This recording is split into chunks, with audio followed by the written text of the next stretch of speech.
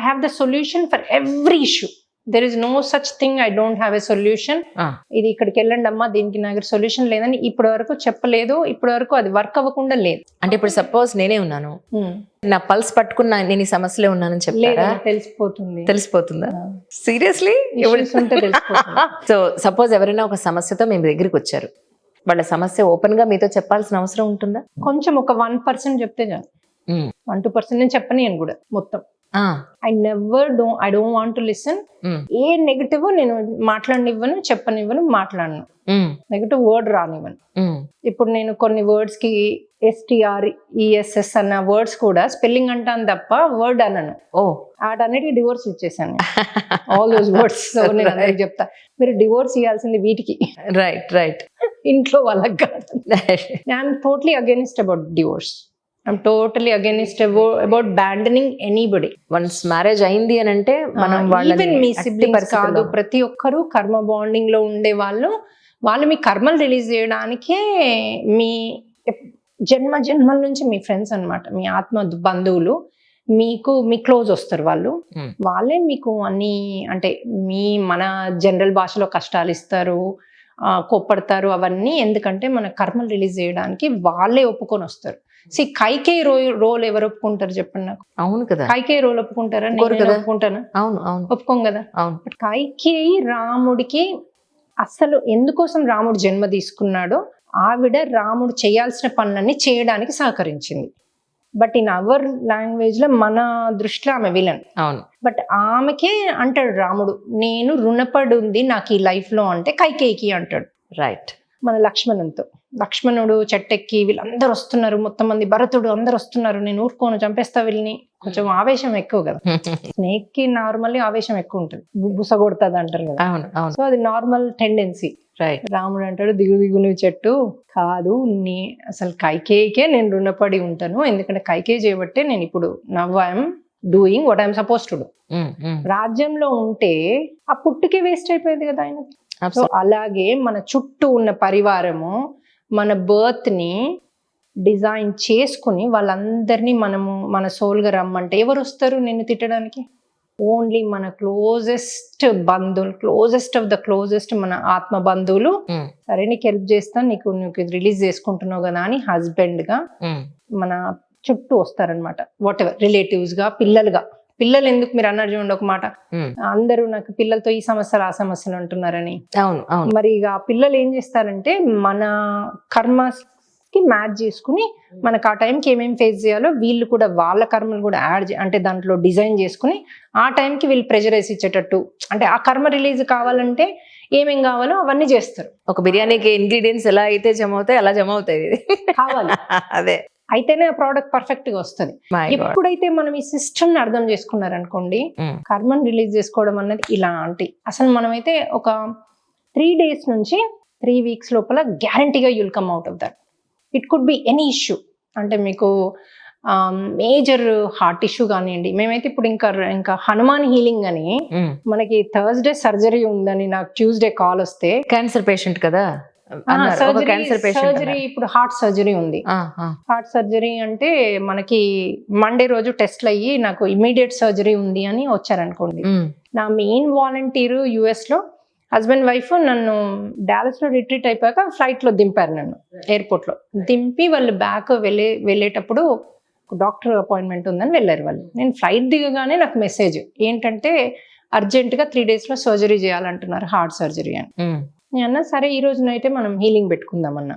అదే రోజు నేను దిగా ఫ్లైట్ లో, అదే రోజు నైట్ మేము హీలింగ్ పెట్టాక నెక్స్ట్ డే బ్లడ్ టెస్ట్లు అవి ఇంకా ఫర్దర్ టెస్ట్లకు వెళ్తే ఏమీ లేదు అందులో. వాళ్ళు సర్ప్రైజ్ అయ్యారు, అయ్యి ఒక 6 weeks ఈ టెస్ట్ ఆ టెస్ట్ అని అంతా క్లియర్ చేసుకొని ఇంటికి పంపరాదు. అంటే ఐ మీన్ కంప్లీట్లీ నాకౌట్ అమెరికాలో చెయ్యరు. మళ్ళీ రేపు పొద్దున ఆయనకి ఏమన్నా హార్ట్ అటాక్ వచ్చి, సో 6 weeks కి ఆయన ఏం చెప్పారంటే, నువ్వు పర్వతాలు ఎక్కొచ్చు, గుట్టలు ఎక్కొచ్చు, ఏమన్నా చేసుకోవచ్చు, నీ హార్ట్ సూపర్ ఉంది, పర్ఫెక్ట్ గా ఉంది. క్యాన్సర్ పేషెంట్ కూడా విన్నానండి. క్యాన్సర్ ఏదైనా చేస్తామండి, మీకు ఎనీథింగ్ ఇస్ దేర్. కాకపోతే క్యాన్సర్ ఇష్యూ ఏమైతుందంటే, స్పెషల్ ఇండియాలో, US లో కాదు, ఏమైతుందంటే ఇప్పుడు మీకు 12 కీమోలు అని ఆల్రెడీ సెట్ చేసి ఉంటారు అనుకోండి, మేము మధ్యలో ఇచ్చాం. ఎక్కడ బెనిఫిట్ అవుతుంది హార్ట్ వీళ్ళకి అంటే, ఇప్పుడు మేము ట్రీట్మెంట్ ఇచ్చాక వాళ్ళ టెస్ట్లలో అన్ని వైట్ సెల్సే కనబడుతున్నాయి, క్యాన్సర్ సెల్స్ కనపట్లే. అయినా మేము 12 ఇవ్వాలి ప్రోటోకాల్ అని చెప్పేసి ఇస్తున్నారు ఇక్కడ. మరి అది మనీకి ఇస్తున్నారో ఎందుకు ఇస్తున్నారు. యుఎస్లో అయితే మటుకు పోస్ట్పోన్ చేస్తున్నారు, ఇవ్వట్లేదు. రైట్. అయితే యుఎస్లో ఉన్న ఆంకాలజిస్ట్ ఏమన్నా అంటే ఇవ్వకూడదు. ఎప్పుడైతే పేషెంట్ ఈజ్ హీల్డ్ లాగా కనబడితే అక్కడ ఆల్రెడీ ఫస్ట్ వాటికి రెస్పాండ్ అయినట్టు వాట్ ఎవర్, ఇక వాళ్ళ లాంగ్వేజ్ ప్రకారం మన హీలింగ్ ది వాళ్ళు యాక్సెప్ట్ చేయరు. కరెక్ట్. సో కనబడితే ఫర్దర్ మేము ఇవ్వద్దు, ఇంకా అది డాక్టర్స్ అయినా వెళ్ళి ఇస్తున్నారు అంటే అది ఎథికల్ గా రాంగ్ అని చెప్పారు వాళ్ళు. అంటే మీరు ఇప్పుడు ఈ స్థాయికి రావడానికి మెయిన్ మెడిటేషనే కారణం అంటారా? పూర్వజన్మలే అండి. నాకు థర్డ్ డేనే నేను ఐ వాజ్ ఎన్లైటెండ్. నేను ఎప్పుడైతే యోగ నిద్ర అని వెళ్ళానో దానికి నాకు బాగా మీరు అన్నారు కదా ఇందులోకి నువ్వు ఎందుకు వెళ్ళాను, అవును, నాకు మెమరీ ఇష్యూ ఉండింది. అది నాకు 3 పిల్లలు పుట్టాక సడన్ గా ఐ హ్యాడ్ అంటే కంప్లీట్ మర్చిపోవడం. మీకు ఇక్కడ రిమైండర్ కూడా పెట్టుకున్నారని విన్నాను. అదే ప్రతి పనికి మీరు రిమైండర్ పెట్టుకునేవారని. రిమైండర్ పెట్టుకొని కాళ్ళలో కూర్చున్నా కూడా మర్చిపోయేవారు. ఇంట్లోకి వెళ్ళిపోయేదాన్ని, ఇట్లా తయారై ఉండి కూడా ఇంట్లోకి వెళ్ళిపోయేదాన్ని. ఇప్పుడు ఇక్కడికి వచ్చేదాన్ని కదా, అంత సీరియస్ ప్రాబ్లం.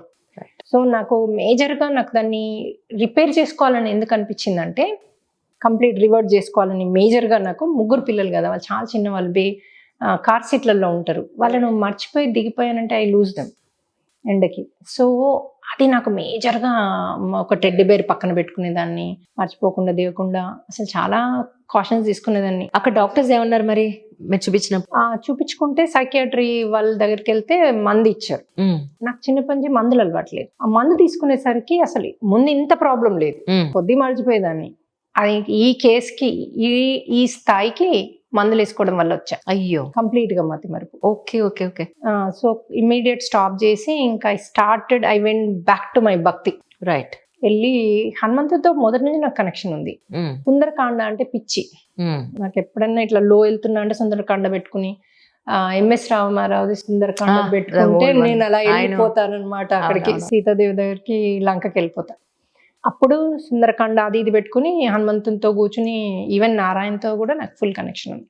కూర్చుని నాకు దారి చూపియు అని అడిగితే అప్పుడు మా ఆంటీ ఆంకాలజిస్ట్ అనమాట. ఆవిడ వచ్చి, నేను ఇలా దగ్గర ఒకటి అమృత్ దేశ అని ప్లేస్ ఉంది, నేను అక్కడ యోగా నేర్చుకోవడానికి వెళ్తున్నా, వస్తావా అన్నారు. నేను అమ్మో, నాకు ఎక్కడికి వెళ్ళినా ఏదో ఒకటి మతపరంగా అంటగడతారు, అట్లాంటి బ్లాక్స్ ఉండినాయి. సో నేను రానని చెప్పాను. మళ్ళీ ఆంటీ బ్యాక్ వచ్చి చెప్పారు నాకు వాళ్ళు అక్కడ ఏం టీచ్ చేస్తారు, ఎట్లా టీచ్ చేస్తారు. నాకు చాలా నచ్చింది, బాడీ మైండ్ అండ్ సోల్. అక్కడ పొద్దున కూడా యాక్చువల్లీ రాముని మీద అన్నిటి మీద ఇట్లా కొంచెం అన్ని మ్యూజిక్ లాగా చేస్తారనమాట, సత్సంగ్ లాగా. నచ్చింది నాకు. ఇంకా వెళ్ళాను. అంటే యాక్చువల్లీ మనమే చెయ్యొచ్చు మార్నింగ్ అది ఆ పాటలది అదంతా ఇష్టం ఉన్న వాళ్ళు ఆ వాలంటీర్సే చెయ్యొచ్చు అనమాట. రైట్. సో నేను రోజు రామునికి చేయించేదాన్ని నేను వెళ్ళినప్పుడు. అయితే అక్కడికి వెళ్ళి అక్కడ గురువుని అడిగితే ఆయన చెప్పారు, ఇక్కడ యోగ నిద్ర అని ఉంటుంది, అది చెయ్యి నువ్వు, 11 days కోర్సు, ఇక్కడే ఉండాలి ఆశ్రమంలోనే. సో నీకు కంప్లీట్ మోస్ట్లీ వచ్చేస్తుంది అని చెప్పారు. వచ్చిందా మీకు అలాగ వెనక్కి? నాకు థర్డ్ డేనే నేను out of the body experience అయ్యా. అక్కడ కంప్లీట్ చేంజ్ అయిపోయినా నేను. మొత్తం నా ఎవ్రీ సెల్ కాదు, I could feel everything became, my body became new body. I was totally కళ్ళు తెరిసేసరికి ఐ వాజ్ డిఫరెంట్ పర్సన్. నాలో ఉన్న ఆనందం వేరు. ఎవ్రీ సెకండ్ నేను నవ్వుతూ ఉండడము, చెట్లు కలర్ చేంజ్, పుష్పాలు వేరే కలర్ కనిపించేవి మొత్తం. ఈవెన్ ఏదైనా ఒక వర్డ్ కనబడితే ఆ లోగోనో ఎనీ వర్డ్, ఒక అందమైన చక్కటి ప్రపంచాన్ని చూస్తున్న ఫీలింగ్, కొత్త ప్రపంచంలోకి వెళ్ళిన ఫీలింగ్. అన్ని మీనింగ్స్ తెలిసేవి, ఎదుటి వాళ్ళ బాధలు తెలిసేవి, వాళ్ళ షూస్ లో కాల్ పెట్టినట్టు ఫీల్ అయ్యేదాన్ని నేను. నాకు ఇమీడియట్ వాళ్ళు ఒక మాట స్టార్ట్ చేయగానే నాకు ముందే తెలుసు ఏ స్థితిలో ఉన్నారు ఏంటి అని. సో అట్లా నాకు అప్పుడే స్టార్ట్ అయిపోయింది. ఎవరైనా సమస్యతో మీ దగ్గరికి వచ్చినప్పుడు వాళ్ళకి సొల్యూషన్ అంటే ఒక్కొక్కళ్ళ సమస్యకు ఒక్కొక్క సొల్యూషన్ ఉంటుందా? మీరు ఎలా అడ్వైస్ చేస్తారు వాళ్ళకి? మేజర్గా మేము ఇప్పుడు మామూలుగా అయితే డ్రీమ్స్ తో కనెక్ట్ కమ్మంటాం. ఇది ఎంత సంవత్సరం కింద. ఓకే. ఇప్పుడు ఇంకా టెక్నాలజీ పెరిగిపోయింది. ఇప్పుడు మేము ఏఐ యుగంలోకి వచ్చేసాం. అంత ఇన్స్టాంట్. రైట్. ట్రీట్మెంట్ ఇన్స్టాంటే, రిజల్ట్ ఇన్స్టాంటే, మీకు అన్ని ఇన్స్టాంట్. ఇప్పుడు ఎంత ఫాస్ట్ గా అంటే అంత ఫాస్ట్ గా మీకు రిజల్ట్ చూపించగలుగుతాం మేము. ఫర్ ఎగ్జాంపుల్ ఇప్పుడు మీరు డబ్బు సమస్యతో వచ్చారనుకోండి, ఒక పర్సన్, ఏ అనే పర్సన్ డబ్బు సమస్యతో వచ్చాడు, ఇక్కడ వరకు ఉంది. ఇప్పుడు కొత్తగా ఏంటంటే చాలా మంది ఈ బినామీ సిగ్నేచర్లు పెడుతున్నారు. ఎవరైనా ఒకరు అప్పు తీసుకుంటే ఇంకొకరి కోసం అని వెళ్ళి వీళ్ళు గ్యారంటీ అలా పెట్టి సమస్యలకి వెళ్తున్నారు. మాకు వచ్చే కేసులన్నీ ఎక్కువ అవే. అయ్యో. సో వీళ్ళు అప్పు తీసుకుంది లేదు, చేసింది లేదు, ఇదే ఈ అతి మంచితనం అన్నా కదా. అవునవును. ఇది ఈ కేసులు నాకు ఎక్కువ వస్తాయి. ఎందుకంటే నేను ఆ మిస్టేక్ అదే, అదే, చేసినందుకు అదే. ఇప్పుడు వాళ్ళకి సేవ చేస్తే నాది క్లియర్ అవుతుందేమో మరి. సో ఈ అతి మంచితనం ప్రాబ్లంలోకి వెళ్ళే వాళ్ళే ఎక్కువ మంది ఉన్నారు. సో వాళ్ళు వస్తే మేము ఏం చేస్తామంటే, ఫస్ట్ ఆఫ్ ఆల్ వీళ్ళ కర్మ ఉంటుంది అక్కడ వెళ్ళి సైన్ పెట్టడానికి. అతి మంచితనం ఒకటి ఉంటుంది. అతి మంచితనం నేర్చుకోవాలంటే కర్మగా మీ కర్మ లేకున్నా ఆ డిజైన్ చేసుకోవాలి మీరు ఆ స్టోరీని. ఇప్పుడు మీరు నేర్చుకోవాలి కదా. సరే ఇప్పుడు మీరు ప్రాబ్లంలో పడ్డారు, ఎందుకు పడ్డారు? అతి మంచితనం వల్ల పడ్డారు. అవును. నో అని చెప్పలేకపోడ్డారు. సో నెక్స్ట్ టైం నేర్చుకోవాలి కదా మీరు, నెక్స్ట్ టైం నో చెప్పాలి కదా.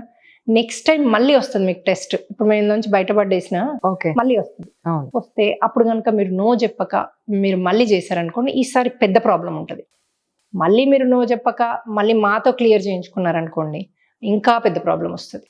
సో మేము ఏంటంటే జస్ట్ సొల్యూషన్ ఇవ్వడమే కాకుండా దాని మూలాల్లోంచి వాళ్ళకి నేర్పిస్తాం. రైట్. సో ఈ టెక్నాలజీ, ఈ సిస్టమ్ ఎక్కడా లేదు. ఏ గురువైనా ఒక్కోసారి వాళ్ళకు ఇది ఉండి వాళ్ళ కర్మలు వీళ్ళు తీసుకుంటే వీళ్ళకి వెనకట అది రాచపుండు రావడము ఇవన్నీ ఎందుకు? అవును. వాళ్ళ కర్మలు వీళ్ళు తీసుకోవడం. ఇక్కడ మేము ఎవరి కర్మలు తీసుకోము. రైట్. వాళ్ళ కర్మ వాళ్ళకే చూపించి వాళ్ళనే రిలీజ్ చేసుకుంటట్టు చేస్తాం. సో అది రిలీజ్ చేసుకున్నాక కూడా అందులోంచి మీరు ఏం నేర్చుకోవాలి? మీరు ఇది ఇది ఇది నేర్చుకోవాలి. ఎలా నేర్చుకోవాలి? ఈ పద్ధతి ద్వారా నేర్చుకోవాలి. సో ఒక సిస్టమ్ ని క్రియేట్ చేసి టీచ్ చేస్తాం. రైట్. మనకి ఇప్పుడు ఇండియాలో ఆల్మోస్ట్ 250-300 వాలంటీర్స్ ఉన్నారు.